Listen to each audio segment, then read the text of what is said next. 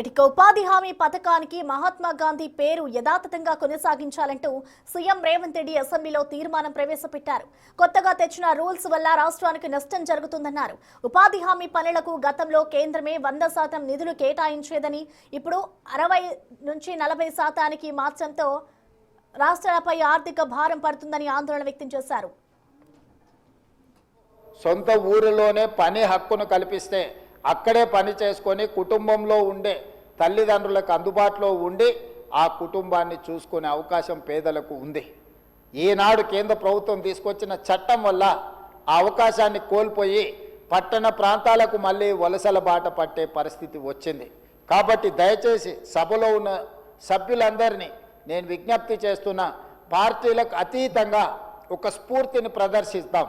మనం అత్యంత నిరుపేదలైన కార్మికుల కోసము, వ్యవసాయ కూలీల కోసము, దళితులు, గిరిజనులు, ఆదివాసీలు, బలహీన వర్గాలకు సంబంధించిన మహిళల కోసము ఆర్థిక వెసులుబాటు వాళ్ళకు కలిగించడం కోసము ఈరోజు ఈ చట్టాన్ని తెచ్చినాము.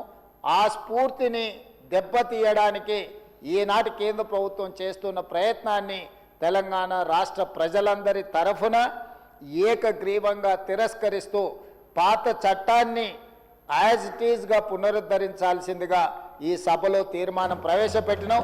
మీరందరూ ఏకగ్రీవంగా మద్దతు పలకడం ద్వారా కేంద్ర ప్రభుత్వం తన విధానాన్ని మార్చుకునే విధంగా ఈ సభలో తీర్మానాన్ని ఆమోదించవలసిందిగా కోరుకుంటూ మీ దగ్గర సెలవు తీసుకుంటున్నాను అధ్యక్ష.